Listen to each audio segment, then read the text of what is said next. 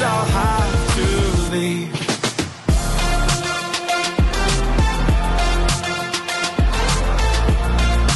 No, that means I'll have to leave. Lately, I've been thinking, I want you to be happier. I want you to be happier. Hello everybody, welcome back to the iRecommend series on Walk the Talk with SmaartiEZ. Visit a psychiatrist. Who, me? Why me? I'm not crazy. Yes, I've heard that many a times. You have a stomachache, you'll rush to the physician. You have a skin problem, you will happily visit a dermatologist. You fracture your hand, ortho it is, and your world is happy.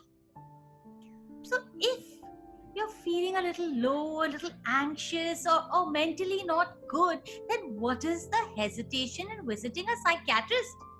Your brain is the most important and master organ of your body, and it needs to be taken care too. A psychiatrist is a doctor. He has spent years in studying MBBS and followed by the specialization of MD, DNB in psychiatry. Trust me, he has worked hard, long enough to get that degree.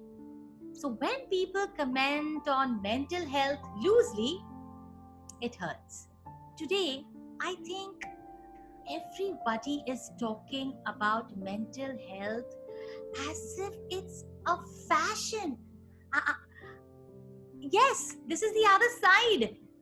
Let me not reveal the details because I have with me a very matured, a great thinker, a very aware teenager, my SmaartiEZ ex-student, my versatile girl, Sanya Taswala, who recommends how to deal with mental illness. Hey Sanya, welcome to the iRecommend series. How are you feeling today? Hi, Auntie. I feel great. Thank you for having me. It's a pleasure. It's an honor. All right, Sanya, let's get on straight away to the topic. What do you think is mental health? Okay, so according to me, mental health, it's not only the absence of mental health concerns, it's having a problem-solving capability. It's being emotionally healthy, being happy and being satisfied with who you are and where you are in life. Absolutely. Awesome. So tell me, how do you feel the stigma about mental health is, spreading, and what do you think about that?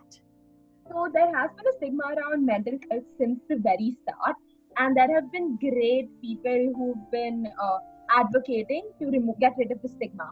And there has been a massive change, but now they have advocated it so much that mental health, it's become a trend. It's like mental health, it's like, oh, I just have a mental health concern. Like, oh, I have anorexia. I'm a cool person because I have anorexia. Oh my God. And that is undermining the actual illness or the actual concern. And that, according to me, is incorrect. I feel like most of this just stems from the information that's available online, because people are hyping up stuff so much online.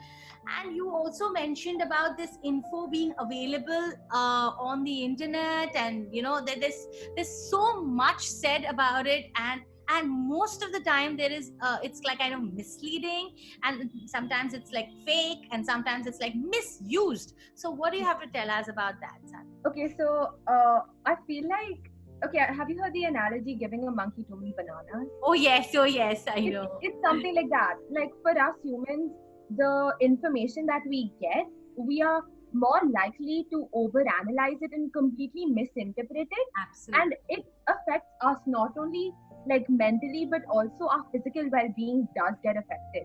Now, I'm just going to give you one example. So I had attended a workshop. Right. Not exactly a workshop, but a talk about depression, where they stated about 30 symptoms of depression. Okay. And I had 18 of those. But I'm not clinically diagnosed with depression. I'm not depressed.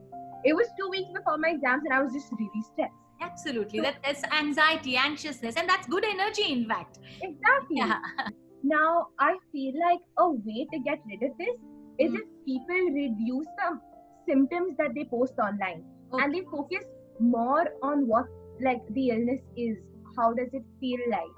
And if that's the information that's giving out, it may make a difference. Absolutely. Now, this is just one kind of misuse. Very true. Today's generation, and like practically every single person today uses words and just like throws around words like, you failed a test, oh, I am depressed. Oh. No, you're not depressed. You're Right. just upset. Correct. So, OCD, another term being thrown around extremely Oh my loosely. goodness. Yes. OCD no, is that's obsessive compulsive disorder. How many people knew that? It's just, oh, you have OCD, you're a neat freak. And that's not true. very true. So, whereas a generation undermining way too many disorders, which I feel like is extremely wrong on our part. Absolutely. Okay, we've talked about the problem. So let's talk about the solution. What do you see as a solution? I just feel like one thing that everybody needs to realize Hmm? is that just because you have a problem, it's Yes. not the end of the world. Correct. And every single problem has a solution. You just need to look at it the correct way. Awesome. So I read this quote. It basically goes like, the same boiling water that hardens an egg softens the pasta shell. Yes. So it's like it doesn't depend on the situation. It depends on the perspective that you look at it with. And Fantastic. if you are unable to change your perspective, just whatever situation you are in, try thinking of that situation as someone else who you really care about is in that situation. What would be the advice that you would give to that person? And then you use that advice and apply it to your situation. Awesome. And I feel like that's something that we can do at an individual level.